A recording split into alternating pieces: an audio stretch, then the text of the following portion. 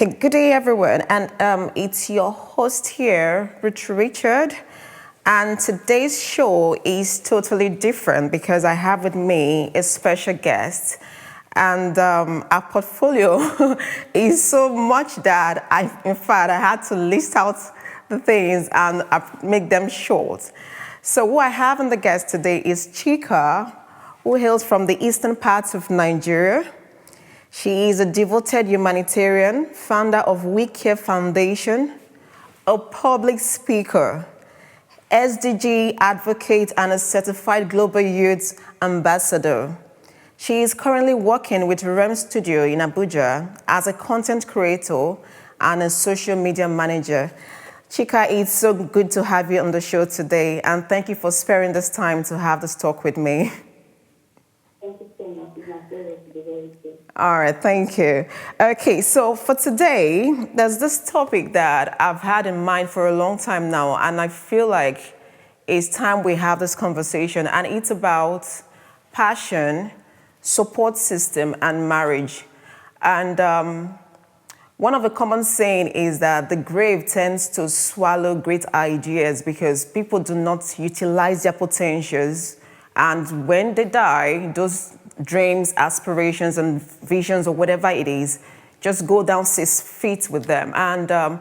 But I think that before even we get to that level, if we're not careful, marriage is also a standpoint whereby if we're not careful, we tend to bury our visions, our ideas, and our passions, you understand?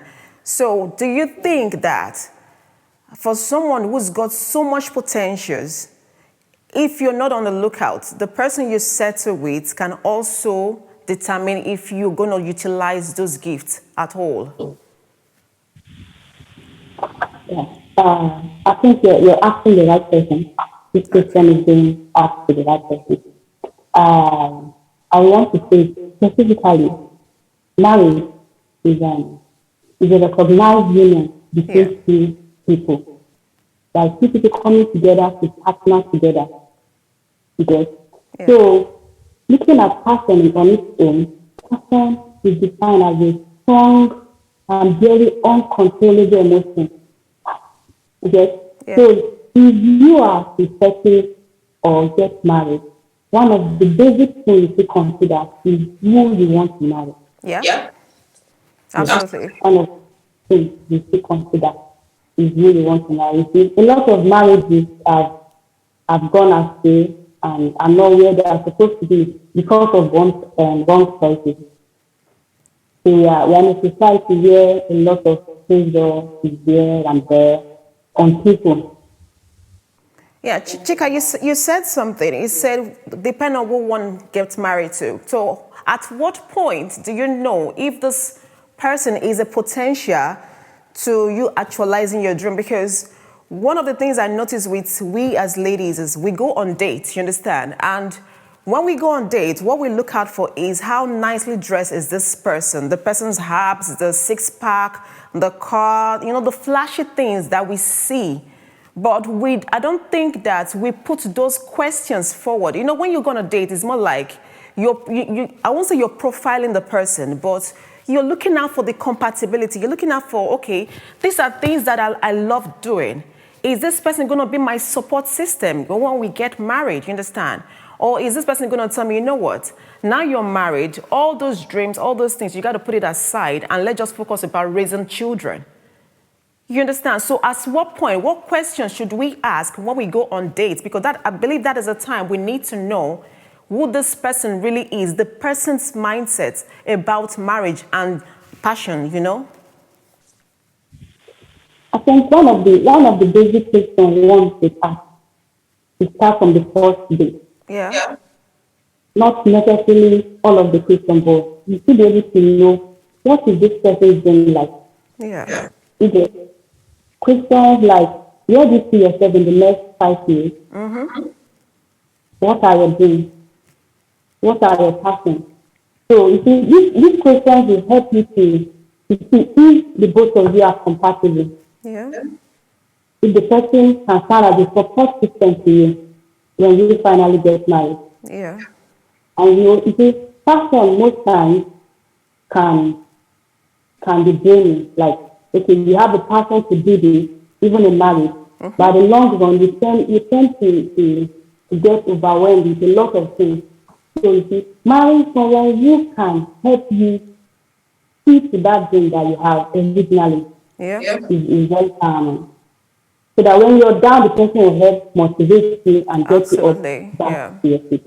Yeah, you know why this is so important to me is before this talk, I actually had about conversation with 10 different women. They are all married, and these are people that I have known for years. That the passion, the fire in them when it comes to the work of God, they are committed, they are devoted. You understand? Some of them are singers, some of them are writers, and all of that. These are people I was looking up to. But I found out that as soon as they settle into marriage, that part of them was like locked away.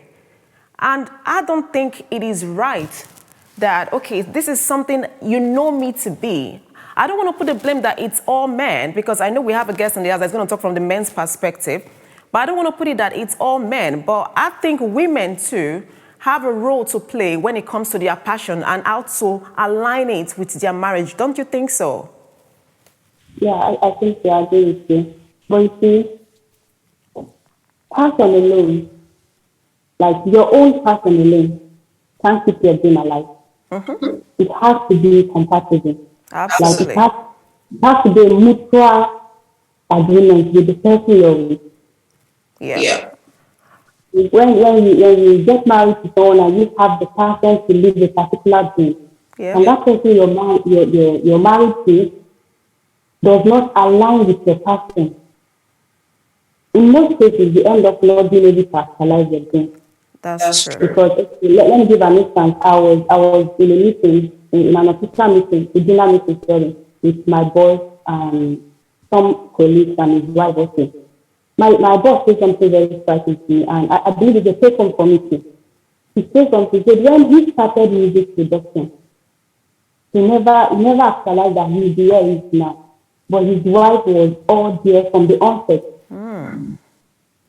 supporting him through the thick and, you need someone to be by your side. Absolutely. Someone who believes in you. Someone who believes in what you are passionate about. Yep. The love aspect of it is not necessarily enough. It's not enough to say. It's not enough. And I think that's where most of us start from. We say this person loves me and okay, he buy me this, or he's looking fine, he's handsome, he's tall, he has a six pack. Of course, these are familiar factors we tend to consider when choosing a life partner. Okay. I don't think that is enough to keep your dream alive. Okay, so before I bring the next guest, do you think that this is the women's problem? We are the ones that are not pushing for our passion, or do you think it's the men that is suppressing it? I think the both parties have a role to play. Okay. Okay. Oh, thank you, Chika. Please just stay right there. The next guest I have in the house is no other person, someone very close to me, and is Mr. Isaiah. Are you there? Yeah, I'm here. Oh, good. That is so loud and clear. Okay, so you've heard what we've been talking about. Now, I want you to see it from a man's point of view. How do you think we ladies can still achieve our passion even while in marriage? Those things that drive us. Because when we go on dates, most times we ask questions, like very, very important questions. Okay, this is things that I like. This is things that you know me as a passionate person. Like, I'm into music, I'm into writing. So how do you think marriage should be able to support me and propel me towards achieving those dreams instead of putting it down? Okay, thank you very much for having me today. Can you hear me? Absolutely. Yeah. Okay, thank you so much for having me today. Well, passion and marriage. That's a whole lot. A passion is a value that holds significant meaning to you. The issue of passion and marriage can never be overemphasized, especially from the angle of the man. Passion is supposed to make your marriage more beautiful. Passion is supposed to brighten up your marriage and not to destroy your marriage. Now, the Bible categorically stated in the book of Genesis 5, verse 12, he said from the beginning, he created them both male and female. And the reason why he created them both male and female is for these both parties to go into the world and be fruitful and multiply.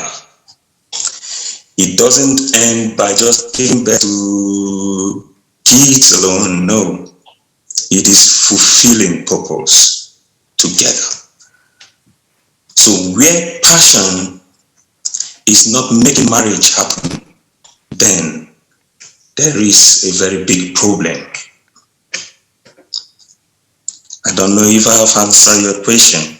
Yeah, you have. But what I want to ask is, before we even get into the marriage, like even getting married, right? How would you know if this person is going to be like your support system? How would you know if this person is going to be compatible? Because the reason I'm asking this is, I don't want to stereotype, but you and I, we agreed that we have a certain category of people that would tell you that, you know what, as soon as I marry my wife, she's not doing any work. She's just going to stay at home and be taking care of the children. You understand? Yes. But I don't think I want to be that kind of a person. Yes, I want to raise children, but at the same time, these are things that matters to me. These are things that makes me happy. I am fulfilling dreams. I'm fulfilling a vision given to me. So if I end up settling down with someone that just tells me, okay, you're going to just be at home and taking care of children, I don't think that works. So at what stage do we need to look out for those signs and those clues? Thank you very much for this wonderful question. The truth of the matter is, marriage is an institution, and marriage is meant to last forever. Mm-hmm. Now, coming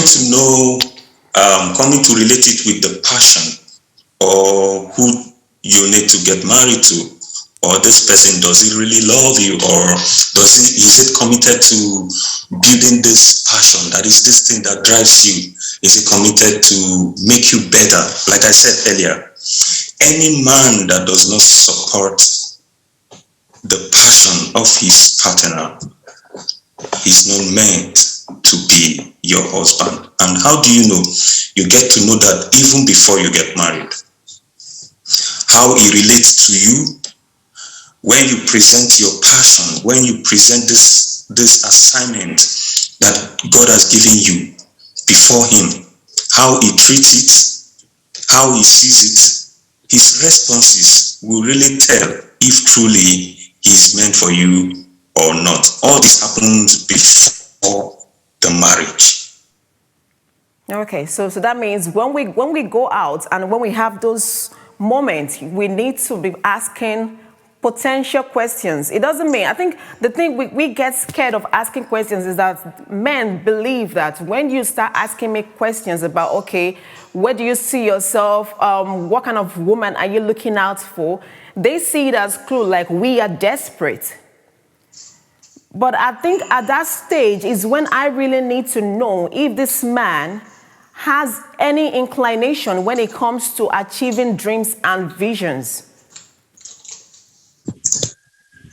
Yeah, the truth is, thank you for this. The truth is, every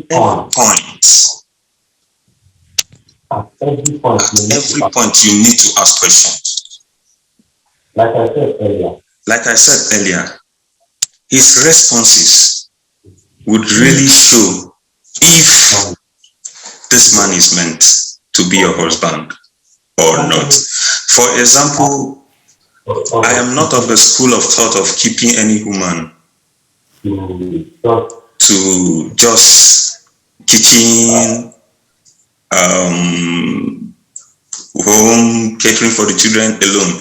No, and that is why I said earlier that from the beginning, God created us both male and female.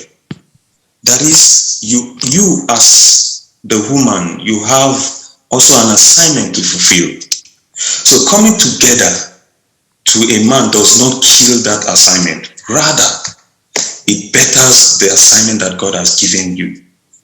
And how do you know that this man is going to support this cause? From the moment you met him, from the moment of you both dating, from that moment, every questions you ask, from his replies or how he deals with the assignment that God has given you, will really tell if he's worth having as a husband. Okay, thank you so much, Mr. Isaiah. And what you've just said now will take me back to Chika. Chika, are you there? Okay, I know a few days ago we had a little bit of talk and you mentioned something. You asked me a very, very important question, and I think the house will need to know that. You asked, Mr. Isaiah, you asked those questions and everything, and then I remember Chika saying that. So what if the man tells you or pretend to be that support system at the initial stage before marriage, and then as soon as you marry that man, you realize that, oh, he is a total different person. So what happens then? Because you're already into it. So I think on this note, capacity building is required, like from the woman. Okay. You have to build enough capacity to be able to carry your dream along with you alone, because you can scripturally, that is not enough. You have to leave the marriage, to leave your home. You have to build your capacity alone. I think that's the course you just have to carry on your own side. Thank you so much. Thank you so much for having both of you on the show today. And truthfully, what you both have said has been so impactful, and I believe the viewers out there are going to learn something from, because when you go out there, I know people are scared, even myself, I'm scared. So when you go out there with someone, a potential husband-to-be, there are things you need to discuss. Stop profiling the person's assets. You need to go deep and find out what dreams and aspiration drives this person, and if this person is going to be your support network or be there for you when you're pursuing your dreams and actualizing them as well. So thank you for joining me on this show today. And on this note, it will be till when we see again. Thank you. So much. Thank you very much. All right, bye for now. Yeah.